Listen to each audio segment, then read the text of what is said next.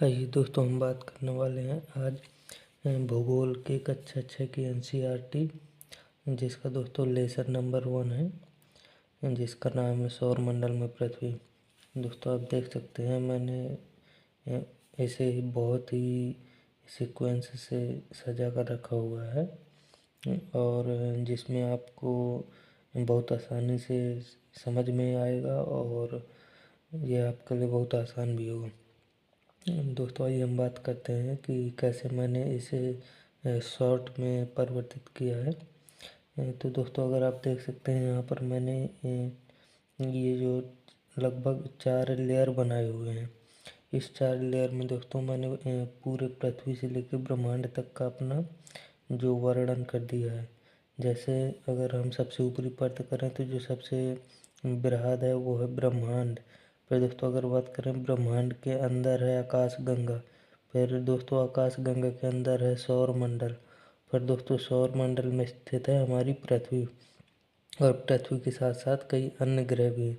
तो दोस्तों वहीं देखिए, अगर हम बात करें तो फिर हमने उसके प्रत्येक परत में जो जैसे कि ब्रह्मांड है, ब्रह्मांड के बारे में भी तीर का निशान लगाकर उसके बारे में जानकारी दे रखी है कि ब्रह्मांड क्या है। तो ब्रह्मांड लाखों आकाश गंगाओं का समूह है।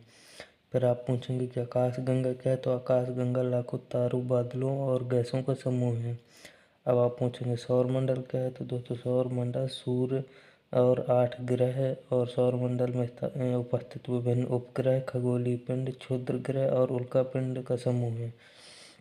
अब दोस्तों यहाँ पर मैंने पृथ्वी के बारे में भी बताया हुआ है कि जैसे पृथ्वी जिस पर हम रहते हैं, यह एक नीला ग्रह है। अब इसे नीला ग्रह क्यों कहा जाता है? क्योंकि इसके एक जो 2/3 हिस्सा है उसमें पानी भरा हुआ है। और दोस्तों जो हमारी पृथ्वी का आकार है वो भूआब आकार है। अब दोस्तों भूआब आकार क्या होता है?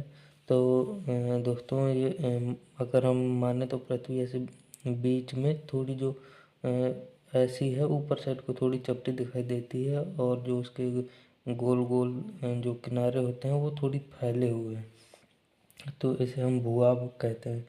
और दोस्तों और ये नेक्स्ट है, पृथ्वी सबसे बड़े ग्रह की संख्या में 5वें नंबर पर आता है और हमारी पृथ्वी का एकमात्र उपग्रह चंद्रमा है।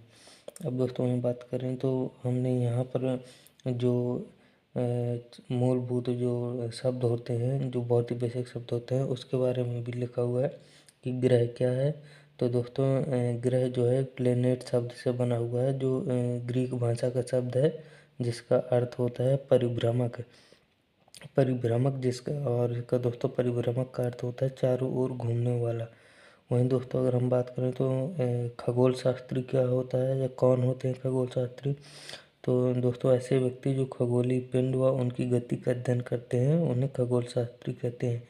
वहीं दोस्तों आपने नीचे देख सकते हैं, मैंने पहले लेसन की बहुत छोटी से छोटी जानकारी अंडरलाइन करके लिखी हुई है कि जो प्रकाश की गति होती है। अब प्रकाश की गति दोस्तों क्या होती है? जब प्रकाश की किरण को सूर्य से पृथ्वी तक जो पहुंचने में समय लगता है, वही प्रकाश की गति होती है। तो दोस्तों इसकी जो गति होती है 3 लाख किलोमीटर प्रति सेकंड होती है। वहीं पृथ्वी से सूर्य की दूरी कितनी है? तो लगभग 15 लाख करोड़ किलोमीटर के आसपास। और पृथ्वी से चंद्रमा की दूरी तो 3,84,400 किलोमीटर। और वहीं अगर पृथ्वी तक प्रकाश को पहुंचने में कितना समय लगता है? तो दोस्तों यहाँ पर देखिए मैंने लिखा हुआ है कि लगभग 8 मिनट। वहीं इसी जो एनसीईआरटी का जो पहला चैप्टर है उसी का दोस्तों और भी मैंने लिखा हुआ है, आप देख सकते हैं।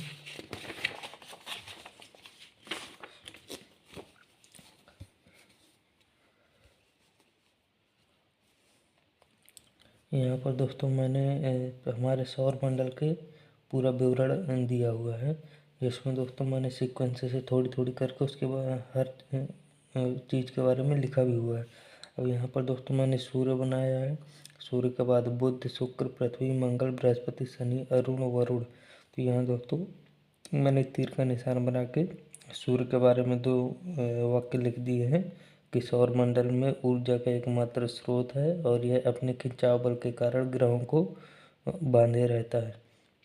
आपने दोस्तों कभी न कभी ये ज़रूर सोचा होगा कि जो ये ग्रह पृथ्वी के चारों ओर चक्कर लगाते हैं तो ये क्यों एक निश्चित पथ पर चक्कर लगाते हैं, कभी आपस में नहीं टकरा जाती है, घूमते घूमते और दूर क्यों नहीं चले जाते। तो दोस्तों जो पृथ्वी के ये जो सूर्य का खिंचाव बल या गुरुत्वाकर्षण बल होता है, इसके कारण ये इसके गुरुत्वाकर्षण बल से बंधे रहते हैं और सूर्य के चारों ओर चक्कर लगाते रहते हैं एक नियमित पथ पर।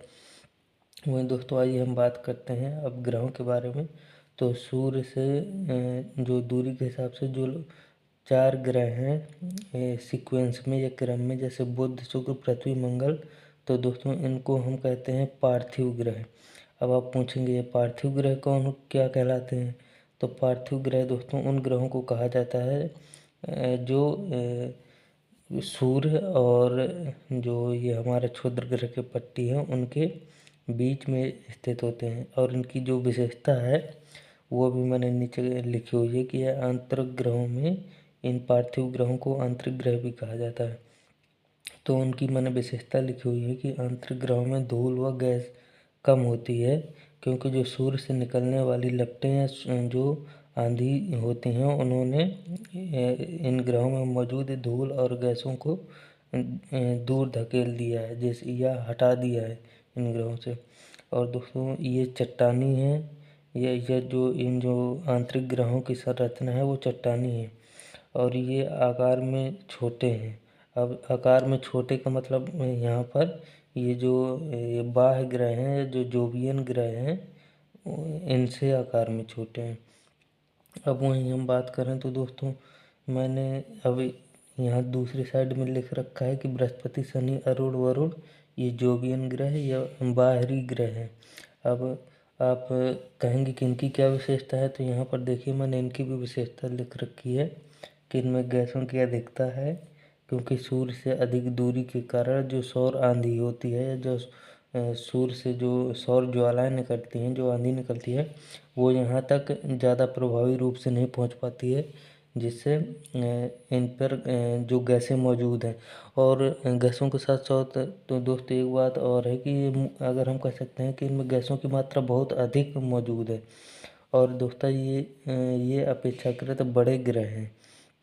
अब दोस्तों मैंने यहाँ पर ये भी लिख रखा है कि आकार की दृष्टि से कौन सा ग्रह सबसे बड़ा है, कौन सा ग्रह के सबसे छोटा है। तो दोस्तों यहाँ देख सकते हैं कि सबसे बड़ा है जो है बृहस्पति, फिर दूसरे नंबर में शनि, फिर तीसरे नंबर में अरुण, चौथे नंबर में वरुण, पाँचवें नंबर में पृथ्वी, छठवें नंबर में शुक्र, सातवें नंबर में मंगल और आठवें नंबर में बुध। अब दोस्तों आप ये भी सोचेंगे कि मैंने ये जो क्षुद्र ग्रह की जो पट्टी बताई है ये क्या है। तो दोस्तों ये क्षुद्र ग्रह ये एक ऐसे छोटे छोटे हमारे ग्रहों के ही टुकड़े हैं जो अतीत में आपसी टक्कर के कारण ग्रहों से टूटकर अलग हो गए थे। और दोस्तों आप यह सोच रहे होंगे कि अभी जो मैंने पीछे बताया था कि जो ग्रह होते हैं वह सूर्य के चारों ओर एक निश्चित पथ में या निश्चित कक्षा में चक्कर लगाते हैं। तो दोस्तों उसी को जिस जिस ग्रह जिस मार्ग से होकर गति करते हैं उसी को हम कक्षा कहते हैं। अब दोस्तों आपने यह भी हमेशा देखा होगा कि सूर्य जो मंगल ग्रह होता है वह उसका जो कलर है वो लाल लाल होता है। तो ऐसा क्यों होता है, तो इसमें मैंने लिखा हुआ है कि इसकी मिट्टी में लौह ऑक्साइड के या फिर जंग के कण मौजूद हैं, इसीलिए इसका जो कलर है वो रेड कलर का होता है। वहीं मैंने पहले चैप्टर के लिए और भी उसी का लिखा हुआ है। अब यहाँ मैंने कीवर्ड लिख दिए हैं कि जैसे आप अगर एनसीईआरटी की बुक पढ़ते तो उसमें दोस्तों क्या होता है कि वो थोड़ा कहीं लिखा है, थोड़ा कहीं लिखा है, थोड़ा कहीं लिखा है, ऐसे में वो ध्यान नहीं रहता है। ऐसे में मैंने पूरा सीक्वेंस से लिख दिया है कि खगोलीय पिंड क्या होता है, तारा क्या होता है, ग्रह क्या होता है, उपग्रह क्या होता है और उपग्रह कितने प्रकार के होते हैं, और क्षुद्र ग्रह क्या होता है, उल्का पिंड क्या होता है, नक्षत्र मंडल क्या होता है, और जो हमारी पृथ्वी के चक्कर जो पृथ्वी हमारे सूर्य के चारों चक्कर लगाती है उससे और क्या क्या परिस्थितियाँ आती हैं, जैसे पूर्णिमा क्या होता है, अमावस्या कैसे होती है, ये सब दोस्तों मैंने लिख रखा है। तो अब हम नेक्स्ट वीडियो में बात करेंगे जो क्लास 6 की एनसीईआरटी के चैप्टर 2 की। तो अगर दोस्तों आपको हमारी वीडियो अच्छी लगी हो और आप इसी प्रकार से और भी कंटेंट देखना चाहते हैं, और देखने के साथ साथ दोस्तों सबसे बड़ी बात यह है कि मैं अभी आपको एक बार मैं पूरे जो मेरे नोट्स हैं जो मैंने बनाए हुए हैं, आपको एक बार पूरे दिखा के और फिर मैं ये भी आपको बताऊंगा कि आप इनको कैसे और छोटे कर सकते हैं, आप कैसे खुद से इनको बना सकते हैं। और इनको छोटे बनाने से क्या होगा दोस्तों, जब आप प्रिपरेशन करते हैं तो आपके पास बहुत सारा मटेरियल हो जाता है। एक तो जीएस का इतना सारा मटेरियल हो जाता है, दूसरा आपको एनसीईआरटी भी पढ़ना होता है। तो इससे दोस्तों आप इसका रिवाइज नहीं कर पाते हैं। जो माना जाता है कि एनसीईआरटी जो होता है यूपीएससी के लिए रामबाण से कम नहीं होता। तो दोस्तों मेरा मुख्य उद्देश्य यही है कि मैं एक बार आपको बताऊंगा 6 से 12th तक का जो मैंने पूरा नोट्स बनाया हुआ है, एक बार वो दिखाऊंगा, जिससे आपको इसकी सबसे ख़ास बात यही है कि आप इसका रिवीजन तुरंत कर सकते हैं। और मैं आगे चल के आपको और भी छोटा बताऊंगा कि इसको और कैसे छोटा इसे शॉर्ट नोट्स में बदलना है। तो अगर दोस्तों हमारी जानकारी अच्छी लगी हो तो वीडियो को लाइक कीजिएगा, अपने दोस्तों के साथ शेयर कीजिएगा, और दोस्तों हमारे चैनल को ज़रूर सब्सक्राइब कर दीजिएगा, ताकि मैं आपके लिए और आगे भी ऐसे ही वीडियो लेकर आता रहूँ। तो चलिए दोस्तों, मिलते हैं नेक्स्ट वीडियो में। धन्यवाद।